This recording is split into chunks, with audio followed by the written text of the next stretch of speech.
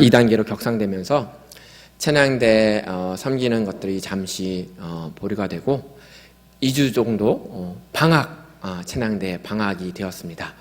교회에서 식사를 제공하지 못하기 때문에 찬양대 연습하는 것들이 좀 어려워서 2주 동안에는 찬양대가 안 하고 중창 혹은 독창으로 찬양을 올리기로 했는데, 우리 할렐루야 찬양대 남성 찬양대원들끼리 모이셔가지고 찬양단, 중창단을 만드셨습니다. 이름을 저한테 알려주시기로는 에스겔 찬양단으로 이렇게 하셨는데, 에스겔과 같은 살리는 일들을 감당해 주셨고요.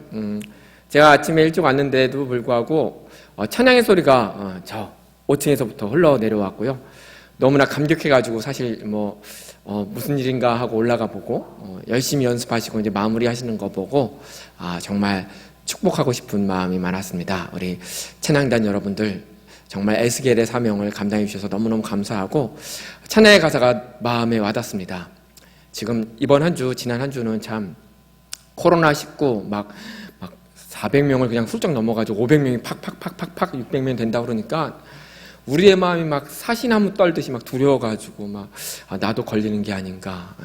저희가 대한민국 전 국민이 5천만 명인데 5천만 명에서 500명이 확진이 됐으면 0. 몇 %인가 하여튼 이렇게 한데도 불구하고 우리는 참 두려워합니다. 왜냐하면 그 질병이 치명적일 수도 있고 우리의 건강을 해할 수 있기 때문에, 또 우리뿐만이 아니라 우리 가족들도 걸리면 어렵기 때문에 두려운데, 찬양의 가사처럼 주 날 항상 돌보시니, 주 날 항상 돌보시니, 이 믿음을 가지고 정말 또 한 주를 시작하셨으면 좋겠고요. 그래서 오늘은 가족이 아닌 분들은 멀리 떨어져 앉으시면 됩니다. 가까이 계시지 않으셔도 돼요. 왜냐하면 공간이 넓잖아요. 공간이 넓기 때문에 정 힘드시면 저 2층에 올라가셔도 돼요. 2층에 올라가셔도 되니까 좀 멀리 떨어져 계시고, 예배 끝나고 꼭 화장실 들리셔서 손이라든지 얼굴이라든지 깨끗하게 씻으시고 본당 로비에 소독제 있으니까 바르시고 잘 하셔서 하나님을 믿는 믿음 가운데 우리가 할 수 있는 최선의 일들, 개인 위생은 잘 지키시면서 예배를 드리시는 우리 모두가 되기를 간절히 소망합니다. 한 주간에 저에게도 이런 연락이 왔습니다. 목사님, 제가 교회는 이제 좀 못 나가고 집에서 예배를 드리겠습니다. 그래서 제가 그랬어요. 그러세요. 그러세요. 당연하죠. 그럴 수 있습니다. 얼마든지 드릴 수 있습니다. 예배를 안 드린다 그러면 문제가 되는데, 집에서 예배를 드리신다는데, 건강 때문에 못 오실 수도 있고, 또 직장 때문에 그 직장에서 교회를 가면 안 된다, 교회 가면 사표 내라, 이렇게 이런 강요가 돈다면 충분히 집에서도 드릴 수도 있고, 직장에서도 드릴 수 있고, 차 안에서 드릴 수도 있고, 산에서 가서 드릴 수도 있고, 걸어가면서 드릴 수도 있습니다. 예배를 드리시면 됩니다. 하나님께서는요, 우리의 상황을 다 알고 계십니다. 이런 두려움, 이런 압박이나 이런 공격, 이런 걱정들이 우리의 마음 가운데 있기 때문에 북부강성교회 이 예배당 가운데는 나오지 못하지만 주일 삶의 자리, 그 자리에서 예배드리는 모든 성도님들을 바라고 그 성도님들과 함께 예배를 받으시는 하나님을 우리는 믿고 있습니다. 잊지 마십시오. 우리가 있는 그 자리에서 꼭 예배를 드리시고 그 예배를 받으시는 하나님 앞에 영광 돌리시는 우리 모든 북부강성교회 성도님들 되시기를 간절히 소망합니다. 이 자리에 오셔서 너무나 감사하고요. 혹 오지 못하신 분들도 그곳에서 꼭 예배 드리실 것들 때문에 기뻐하고 즐거워합니다. 다음 주에 혹시 무슨 일이 있어서 못 오시면 예배를 드리셨으면 좋겠고, 못 오시는 분들에게는 예배 드리셨는지 확인하셔야 됩니다. 그냥 안 오면 안 됩니다. 예배를 드리셔야 됩니다. 자, 오늘은 조금 다른 분위기에서 예배를 드립니다. 찬양대도 못 쓰고 이렇게 중창단으로 찬양을 했고요. 예배 시작부터 좀 불편하셨죠? 갑자기 자막이 안 나와서 찬송가도 찾아서 봐야 되고, 어떤 순서인지 자막이 나오지 않아서 그렇게 되었습니다. 여러분들 보시기에 이 전면 어떠신가요? 저는 이 북부강성교회에서 정말 좋은 점을 찾는다면 이 십자가하고 이 조명들, 옆에 있는 하얀 조명들이 너무 마음에 드는 거예요. 너무 마음에 드는 거예요. 그래서 스크린을 될 수 있으면 이렇게 올렸으면 좋겠는데, 그래서 오늘 올렸습니다. 아예 올렸습니다. 예배 끝나는 시간까지 스크린 안 내리는 걸로. 십자가도 너무 예쁘고 조명도 예쁘고 강대상도 너무 예뻐가지고 제가 반한 무대입니다. 반한 예배의 장소입니다. 또 다른 이유는요, 우리 성도님들 가운데 방송실을 섬겨주실 분이 계시다면 자원해달라고 좀 요청하고 싶습니다. 왜냐하면 섬기시는 분들이 다 직장 일들 때문에, 가정 일들 때문에 오늘은 한 분도 못 오세요. 2부 예배도 없어요. 그래서 없으셔가지고 다 직장에서 갑자기 뭐 일이 있어서 갑자기 오라고 하는 게 그게 겹쳤습니다. 두 분 섬기시고 계신데 두 분 다 같은 날로 겹쳤어요. 그래서 오늘 1부 예배뿐만 아니라 2부 예배 때도 스크린 올리고 예배를 드립니다. 컴퓨터 넘기실 수 있는 분들 계시면 담당하시는 분에게 신청해 주셨으면 좋겠습니다.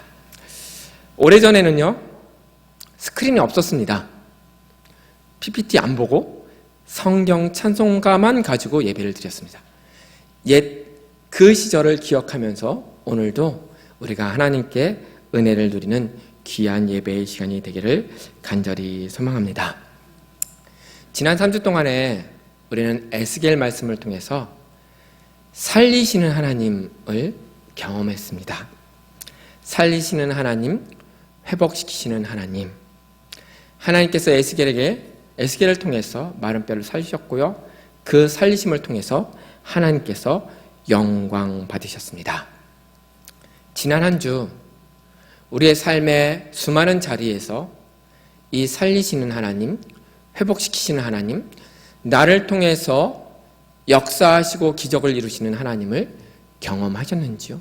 그 하나님께 영광을 돌리셨는지요? 저는 한 주 전, 딱 한 주 전 오후 4시에 있었던 일들을 기억하면서 하나님께서 살리시는 은혜, 그것들에 감격했습니다. 북부강성교회에 수많은 성도님들이 오셔서 주차 안내, 또 예쁜 한복을 입고 앞에서 마중을 하시고 손님들 대접하시고 찬양되는 5층에서 막 찬양 소리가 막 울려 나오고, 그리고 나서 행사 때 딱 오니까 지난 행사 때도 고백했지만 북부강성교회 이 성전이 그렇게 가득 찬 걸 전 처음 봤기 때문에 하나님께서 살리셨구나, 하나님께서 회복시키셨구나, 하나님께서 하시는구나, 하나님께서 우리를 통해서 하시는 일들을 똑똑히 보면서 하나님께 영광 돌리고 있습니다. 그러면서 또한 기도를 합니다. 우리의 미래에 대해서. 하나님, 코로나 때문에 흩어진 많은 교우들 빨리 돌아오게 해주세요. 빨리 돌아오게 해주세요. 하나님, 이 성전이 가득 찬 걸 봤는데, 분명 그 영광, 그 아름다움을 봤는데 이게 가능한 일이군요. 이게 불가능한 일이 아니군요. 얼마든지 가능한데 빨리 하나님께서 이 코로나 바이러스 딱 종식시켜 주시고 백신하고 치료제 다 나오게 하셔서 성도님들이 걱정하지 않고 불안해하지 않고 두려워하지 않고 이 모든 예배당 가운데 나와서 예배 드리는 날이 하루속히 이루어지게 해달라고 기도하고 있습니다. 사랑하는 성도 여러분, 함께 기도하고 함께 미래를 바라보는 우리 모두가 되기를 간절히 소망합니다. 오늘 설교를 보면요, 오늘 설교 제목에 이렇게 기록되어 있습니다. 미래를 살려주세요. 미래를 살려주세요. 미래를 살려주세요. 문장을 조금 더 아름답게 완성한다면요, 이렇게 이야기할 수 있습니다. 하나님, 우리의 미래를 살려주세요. 우리의 미래를. 조금 더 부연하면 하나님, 우리 북부강성교회의 미래를 살려주세요. 여러분들, 이 문장, 이 단어들 어떻게 들리십니까? 하나님이 우리의 미래를 살려주실까? 하나님이 우리 북부강성교회의 미래를 살려주실까? 얼마 전에 한 집사님께서 저에게 이렇게 질문하셨습니다. 목사님, 사업을 혹은 직장을, 어떤 기업을 하다 보면 미래를 위해서 투자를 합니다. 투자를 합니다. 내년, 내후년 어떻게 할 것인가에 대해서 딱 기획하고 계획하고 투자를 해서 그것들이 성공될 것들을 준비합니다. 목사님, 처음 북부강성교회에 부임하셨는데 목사님은 무엇에 투자를 하실 의향이 있으신지요? 앞으로 교회가 더 성장하기 위해서, 더 많은 성도님들이 오기 위해서 목사님은 무엇을 준비하시려고 합니까? 그 질문을 듣고요, 저도 미래를 좀 생각했습니다. 투자를 해야 되는구나, 중점 사항이 있어야 되는구나 라는 것들을 고민하게 되었고, 그 질문을 들으면서 감사했습니다. 현재의 북부강성교회뿐만이 아니라 미래를 생각하고 미래를 준비하려고 하는 마음이 성도님들 가운데 있구나. 오늘만 바라보는 것이 아니라 지난 과거만을 생각하는 것이 아니라 미래를 위해서 준비하려고 하는 성도님들이 계시기에 참 감사합니다. 열심히 잘 해보도록 하겠습니다. 그래서 오늘 말씀은요, 하나님께서 살리시는 미래, 하나님께서 살리시는 북부강성교회의 미래에 대해서 함께 나누도록 하겠습니다. 하나님, 미래를 살리십니다. 하나님, 반드시 북부강성교회의 미래를 회복시키시고 살리십니다. 그렇다면 질문할 수 있습니다. 어떻게 해요? 어떻게 하나님 하십니까? 하나님의 방법은 무엇입니까? 제 방법 말고 하나님의 방법은 무엇입니까? 성경에 여러 가지 모습들이 나와 있습니다. 오늘은 크게 두 가지 모습을 살펴보겠습니다. 하나님께서 미래를 살리시는 두 가지 방법, 하나님께서 북부강성교회의 미래, 다음을 살리시는 두 가지 방법입니다. 첫 번째 방법은요, 보이지 않는 미래를 살리시는 방법을 쓰십니다. 하나님께서 우리 눈에 보이지 않는 미래의 어떤 것들을 살리십니다. 두 번째는요, 또 반대입니다. 하나님께서요, 보이는 미래를 살리십니다. 하나님께서 우리 눈에 다 보여요. 보이는 미래를 살리시는 방법을 통해서 미래를 살리십니다. 우리 눈에 보이는 미래를 살리고 우리 눈에 보이지 않는 미래를 살리고, 이게 무슨 말인가, 이게 좀 이상하다라고 생각되십니까? 여러분들 혹시 이 이야기를 들으면서 그런 방법이 있구나, 그런 방법으로 하나님께서 하시나? 라고 이렇게 딱 떠오르는 그런 것들이 있으시는지요? 두 가지 살펴보겠습니다. 첫 번째, 하나님께서 미래를 살리시는 방법, 보이지 않는 미래를 살리시는 방법, 그 방법이 우리가 읽은 마가복음에 기록되어 있습니다. 성경을 한번 보시면 좋겠어요. 성경을 보시면서 방법을 한번 찾아보세요. 하나님이 이렇게 보이지 않는 미래를 살리시는구나 찾으셨는지요? 우리가 읽은 본문 마가복음은요, 10장 13절에서 16절 말씀은요, 어린이 주일에 많이 읽는 말씀입니다. 어린이 주일에. 왜냐면요, 예수님께서 어린이들을 사랑하시는 모습이 기록되어 있기 때문입니다. 16절에 보면 그 아이들을 안았어요. 안고 그 위에 안수하고 머리에 손을 얹고 그리고 축복하시니라. 얼마나 아름다운 모습입니까? 예수님이 어린아이들, 초등학생들, 아니면 더 유치부 아이들, 아니 영아들을 이렇게 안아주시고 손을 머리에 얹으시고 그냥 하신 게 아니고, 하나님, 이 아이에게 복을 더하여 주십시오. 하나님, 이 아이가 건강하게 자랄 수 있게 해주십시오.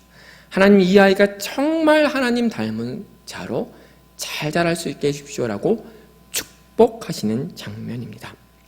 예수님께서 무척 아이들을 사랑하셨습니다. 그런데 오늘 보면 16절은 그렇게 아름답게 끝났는데 13절에 보면요, 시작은 불편합니다. 시작은 정말 좀 안타깝습니다. 어떤 사람들이요, 정말 예수님께서 아이들을 만져주실 것들을 기대하고 아이들을 데리고 왔습니다. 자신의 아이들이었겠죠. 자신의 아이들을 데리고 와서 예수님, 우리 아이 좀 축복해 주세요 라고 하려고 하는 찰나 13절에 보면요, 사람들이 예수께서 만져주심을 바라고 자기 아이들을 만져주실 것을 바라고 어린 아이들을 데리고 오매, 여기까지는 괜찮았는데 그 다음에 뭐라고 써있냐면, 제자들이 꾸짖건을, 제자들이요, 아이들하고 엄마 아빠가 같이 오는데 뭐야 왜 왔어? 오지마, 가, 무슨 일이야, 저리 가 꾸중했습니다. 우리 성도님들 혹시 막 교회 들어오는데 저 입구에서 안내하시는 분이 왜 왔냐고 가라고 그러면 얼마나 황당할까요? 예배드리러 왔는데 갑자기 가라고 오지 마시라고, 왜 오셨냐고, 오늘 오는 날 아니라고, 다음에 오시라고 하면 어떨까요? 부모의 심정은 어땠을까요? 아이들이야 모를 수 있겠지만 부모가 아이들 데리고 왔는데 갑자기 막 꾸중을 합니다. 가라고. 제자들의 행동을 이렇게 이해할 수 있습니다. 우리 예수님 바쁘셔. 우리 예수님 바쁘셔. 지금 환자들 치료해야 돼. 지금 죽어가는 사람들이 있어서 예수님 바쁘셔서 그들 위해서 기도해 주셔야 되고 그들 위해서 치료하셔야 되는데 지금 아이들 볼 시간 없어. 아이들 만날 시간 없어. 아니 설교도 하셔야 된단 말이에요. 설교도. 지금 설교 시간이야. 지금 좀 있으면 설교하셔야 되는데 수만 명 앞에서 말씀 전해야 되는데 지금 아이들이 나중에 신방도 하셔야 되고요. 전도 여행도 많이 다니셨습니다. 뭐 이스라엘만 아니고 그냥 그 지역 주민들 다 돌아다니면서 제자라고 전도하고 다 다니셨는데 아니 아이들을 데리고 와서 만져주심을 바라면 제자들의 눈에는 이렇게 보였습니다. 아이들 아직 어리잖아. 시간 많잖아. 급한 사람들이 이렇게 많이 있는데 아이들 나중에. 눈에 아이들이 보였지만 그들이 본 것은요. 보이지 않는 시간, 보이지 않는 미래입니다. 제자들의 눈에는요. 눈앞에 보이는 더 급박한 환자들, 장년들, 성인들, 업무들, 일들이 보였습니다. 아이들 젊으니까, 어리니까, 그러니까 나중에. 더 쉽게 이해할 수 있는 것은요, 우리 한국 사회에서 조금 나이가 드신 분들은 다 이해할 수 있습니다. 호적이 잘못되신 분들 많으시죠? 생일이 원래 생일보다 늦게 되신 분들이 많이 있습니다. 왜 그렇게 했는지 아십니까? 어린아이일 때 어떻게 될지 몰라서요, 부모님들이요, 한참 자라고 나서 그리고 나서 호적 신고를 합니다. 이 아이가 어떻게 될지 모르니까 이름도 안 지어주시는 분들도 있어요. 그냥 예전에 너무 많은 아이들이 일찍 세상을 떠났기 때문에 그 아이의 미래를 몰라. 근데 미리 이름을 지어주거나 호적 신고하면, 출생 신고를 하면 사망 신고도 해야 되니까 그게 너무나 가슴이 아프니까 그냥 언제까지 있나 그냥 우선 두고 보고, 모르니까 그냥 놔두고 나중에 크면, 그때 좀 잘 자라면, 그때까지 살아있으면 그때 호적을 해주고 이름을 지어줬습니다. 그 당시 2000년 전입니다. 아이들 어떻게 될지도 모르는데 그 아이들 뭐하러 축복해주고, 그 아이들 뭐 때문에 기도해주고, 그 아이들 뭐 때문에 시간을 내가지고 예수님이, 그 바쁜 예수님이 그들과 함께 하겠습니까? 그래서 제자들이 막았습니다. 그냥 막은 게 아니고 꾸중했습니다. 가라고. 지금 바쁘셔. 지금 그럴 시간 없어. 다른 사람 봐야 돼. 그런데 예수님이 그걸 들으셨어요. 예수님 보셨어요. 14절에 예수님께서 보시고, 예수님께서 보셨어. 내려오시다 보셨는지 둘러보시다 보셨는지 보셨어. 노하여 이르시되, 예수님 화내는 거 많이 기록되어 있지 않습니다. 성경에 별로 안 기록되어 있습니다. 그런데 오늘 본문에 노하셨습니다. 제자들에게 노하셨어요. 다른 사람들에게 노한 게 아니에요. 자신이 가르친 제자들에게, 그 제자들이 지금 아이들 오는 거 막고 꾸중하고 책망하고 돌려보내는 그것을 바라보면서 예수님이 노하셔서 뭐라고 이야기하시냐면, 어린아이들 내게 오는 것 용납하고 금하지 말라. 하나님의 나라가 이런 자의 것이니라. 하나님께서 보이지 않는 미래를 살리는 방법을 오늘 본문 가운데서 우리에게 보여주십니다. 예수님이 어린아이들을 사랑하셨습니다. 많이 사랑하셨습니다. 그리고 그 아이들에게 가장 소중한 시간들을 할애하셨습니다. 우리는 어린아이들의 미래 모릅니다. 어떻게 될지도 모르고, 그 아이들이 정말 계속 교회에 나올지도 잘 모릅니다. 뭐 조금 나오다가 떠날 수도 있습니다.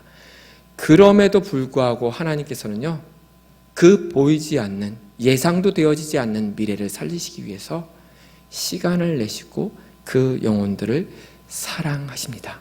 하나님은요, 어린아이들 교회에 오는 거 기뻐하십니다. 어린아이들이 예배 시간에 막 떠드는 것도 그냥 너무 흐뭇한 마음으로 바라보십니다.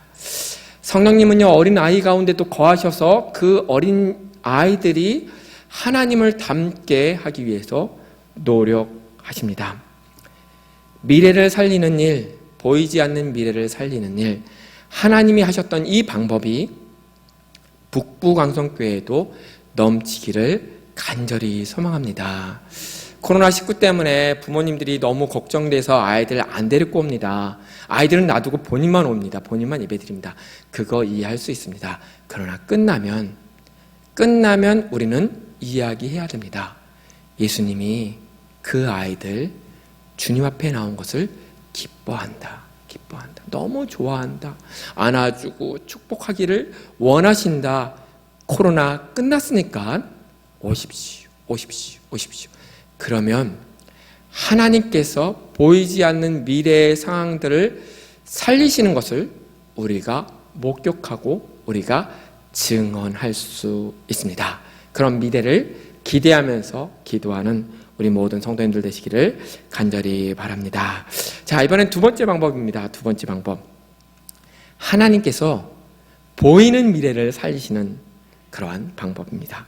여러분들, 보이는 미래를 살린다는 것 어떤 의미일까요?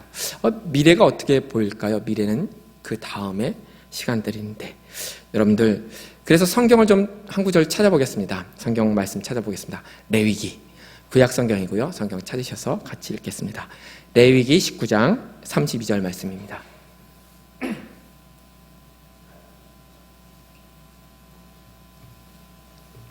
레위기 19장 32절 말씀입니다. 레위기 19장 32절 말씀.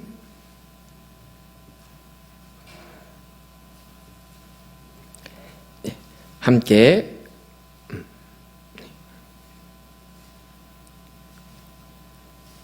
네. 스마트폰으로도 찾으셔도 됩니다. 자, 함께 읽겠습니다. 너는 샌머리 앞에서 일어서고 노인의 얼굴을 공경하며 내 하나님을 경외하라. 나는 여호와니라. 보이십니까? 샌머리 앞에서 일어서고 노인의 얼굴을 공경하며. 하나님께서 보이는 미래를 살리시는 방법, 노인들을 영적인 선배로 세우는 일입니다. 이것이 무슨 보이는 미래이고 이것을 살리는 일인가? 자, 좌우 앞뒤를 쭉 훑어보시면 좋을 것 같아요. 좌우 앞뒤를 훑어보시고 그분들의 나이들을 한번 생각해 보셨으면 좋겠습니다. 나이를 아시는 분도 계시고 어른 잡아도 보이시는 분들 계십니다. 자, 대한민국의 65세, 만 65세 이상을 노인이라고 부르를 합니다. 지하철이 공짜이신 분들은 그 혜택을 누리고 계신 분들입니다. 그 노인들 보이시나요? 우리들의 미래입니다. 보이는 미래. 현재에도 북부광성교회에 노인 성도분들이 많이 계십니다. 그런데 앞으로 5년이 지나면 얼마나 많아질까요? 5년 지나면 60이신 분도 65세가 되니까 노인, 65세는 벌써 70이 되니까 노인, 70은 75세 되니까 또 노인이 됩니다. 한국 사회가요, 전 세계 가운데 가장 빠르게 노령화되고 있는 사회입니다. 초고령 노령 사회로 진입하고 있습니다. 최근에 발표된 뉴스 한 구절 제가 읽어드리도록 하겠습니다. 올해 2020년 우리나라 65세 이상 고령 인구가 전체 인구의 15.7%에 달하는 것으로 나타났다. 오는 2025년에는 그 비중이 20.3%에 이르러 초고령 사회에 진입할 것으로 전망되었다. 초고령 사회는 65세 이상 고령 인구가 총 인구에서 차지하는 비율이 20% 이상을 차지하는 사회를 말한다. 현재는 15.7%, 5년 뒤에는 20% 이렇게 증가합니다. 보이지 않는 미래라고 했던 어린아이들은요, 태어날지 안 태어날지 모릅니다. 언제 태어날지, 얼마나 증가할지 모릅니다. 그런데 보이는 미래 노인의 증가 속도는요, 그냥 눈에 보입니다. 그냥 다 노인이 되시기 때문에. 다 노인이 되시기 때문입니다. 통계 자료를 보면요, 2060년, 여러분들 어떻게 될지 모르겠지만, 2060년에는요, 40%가 65세 이상입니다. 우리나라. 한마디로 말하면 2060년쯤 되면요, 옆에 있는 분이 노인이시거나 내가 노인. 둘 중에 한 명은 노인이니까. 자, 사회는 이런데, 우리 한국 사회는 이런데요, 교회는 더 심각합니다. 교회는 전체 교인 중에서 65세 이상의 노인이요, 더 빠르게 더 많이 증가합니다. 교회 학교는요, 점점 줄어들고 유치부도 없고 아동부도 없고 청소년 중고등부도 없고 청년부도 없고, 우리가 열심히 신앙생활에서 젊었을 때 30대 40대 열심히 노력해서 교회를 세웠는데 세월이 지났는데 우리는 노인이 됐어. 노인이 돼서 아직 하나님의 부름을 받지 않고 교회에 남아있는데 아래 어린 사람들이 아무도 없네. 그러면 다 노인입니다. 자, 이 사실을 듣고 우울하신가요? 슬프다. 우리 교회 늙었다. 이렇게 우울하신가요? 그런데 하나님께서는요, 이 보이는 미래를 살리십니다. 노인들에게, 우리들에게 이렇게 선포하십니다. 하나님의 음성이 이렇습니다. 노인은 그냥 늙은 사람이 아니다. 늙은 사람 아닙니다. 하나님이 바라보는 노인은요, 하나님의 백성인 그리스도인들의 노인은요, 그리스도인들 가운데 65세가 넘은 분들은요, 영적인 선배다. 영적으로 하나님을 더 닮은 분들이요, 노인입니다. 교회 안에서는 그렇습니다. 영적으로 성장을 계속 지속하신 분들입니다. 그건 나이 들어서 교회에 오신 게 아니고 그 모든 시간들 가운데 말씀도 듣고 찬양도 하고 기도도 하고 예수님 닮기 위해서 그렇게 노력하셨다가 나이가 돼서 세상에서는 노인이라고 하는데, 하나님 보시기에는요, 영적인 군사고 선배고 또한 보온이 됩니다. 그래서 샘머리 앞에 일어나고 노인들 공경하라고 하나님께서 선포하셨습니다. 이게 법입니다. 법. 우리는 흔히 다음 세대라는 단어를 쓸 때 우리의 자녀들, 우리의 손주들을 다음 세대라고 사용합니다. 우리가 이제 은퇴를 하거나 물러서고 나면 우리의 자녀들, 우리의 손주들이 다음 세대가 돼서 이 사회와 이 나라와 우리 교회를 이끌어갈 것이다 라고 이야기를 합니다. 정말 그럴까요? 현실을 볼까요? 다음 세대가 다 자라났습니다. 그런데 그 다음 세대가 그 일들을 부모 세대, 할머니, 할아버지 세대가 했던 것들을 감당하는 것이 아니라 아직도 우리가 합니다. 할머니, 할아버지, 어머니, 아버지가 아직도 나이 많은 자녀들을 키우고 있고 그들보다 더 많은 재정적인, 시간적인 여력으로 또 다음 세대인 손주들을 키우고 있고 보살피고 있고 돌보고 있고 가르치고 있고 선물도 더 많이 사주고 있습니다. 다음 세대가요, 우리의 도움을 계속 받고 있습니다. 그래서 현실적으로 다음 세대는요, 우리 자녀 손주들이 아니고요, 가장 많은 인구 분포를 가지고 있는 노인 세대가 다음 세대입니다. 앞으로 얼마 지나지 않으면 2명 중에 1명이 다 노인이기 때문에 많은 사람들이 주도권을 가지고 있는 거지, 그 사람들이 이끌어가는 거지, 적은 10%도 안 되는 2%, 3%도 안 되는 그 세대, 그 나이대가 다음 세대가 결코 될 수가 없습니다. 사랑하는 성도 여러분, 보이는 미래가 우리가 다 경험하고 지나가야 될 시간들입니다. 노인이 다 되실 건데 그냥 노인이 돼서 절망하거나 좌절하거나 포기하거나 낭망하거나 다 내놓는 것이 아니라 신앙의 여정 가운데서 그 시점, 그 시간들은 더 기도하는 모습으로 예수님 닮은 선배로 존재하는 시간입니다. 더 말씀을 사모하고 말씀을 잘 알아서 그 말씀을 후배들에게 알려주는 겁니다. 그 말씀 이렇게 해석하면 돼. 그 말씀 이렇게 적용하면 돼. 그리고 전도하는 일에서 모든 세대를 아우러서 이렇게 전도하고 이렇게 복음 전하고 이렇게 싸워온 것들을 후배들에게 전수하면서 남편 전도는 이렇게 하면 좋아, 부인 전도는 이렇게 하면 좋아, 부모님이 이렇게 전도하면 좋아, 자녀들이 이렇게 전도하면 좋아, 다 노하우를 가지고 영적인 선배로서 교회 가운데 있을 수 있습니다. 특별히 삶의 어려움을 다 경험하신 우리 어르신들, 노인이 되실 분들, 신앙적으로 그러할 때 어떻게 해야 되는지 다 아시기 때문에 초보분들보다는 훨씬 더 능력이 있고 잘 헤쳐나갈 수 있습니다. 어떠한 결정을 할 때도요, 그것은요, 없어지는 게 아니고 하나님께서 주신 영적인 그 쌓임, 지혜고 힘이기 때문에 그것들을 교회 가운데서도 무수히 많이 펼칠 수 있습니다. 사랑하는 성도 여러분, 65세가 넘어가셨다고 해서 절대 포기하거나 뒤로 물러서지 마십시오. 여러분들이 영적 선배이기 때문입니다. 하나님께서 우리 앞에 보이는 미래를 살리십니다. 노인들이 영적인 선배로 서가는 것들을 도와주시고 격려하시고 독려하시기 때문입니다. 사랑하는 성도 여러분, 우리 오늘 이 시간엔 두 가지 미래를 살리는 하나님의 방법들을 함께 나누었습니다. 우리 시간에 좀 기도하면서 이 방법들이 우리 교회 가운데서 잘 이루어져서 아름답게 살아나는 부부강성교회 기대하면서 나아갔으면 좋겠습니다. 우리의 자녀들, 손주들 교회 오는 것들 기쁘게 환영했으면 좋겠고요. 우리가 이제 지나갈 시간인 노인 되는 시간, 그 시점이 끝이 아니고 더 왕성하게 하나님의 일들을 하면서 후배들에게 이렇게 기도하는 거야 라고 가르쳐주는 것들 결단하는 시간, 기도하시면서 결단하셨으면 좋겠어요. 내가 더 열심히 해야겠다.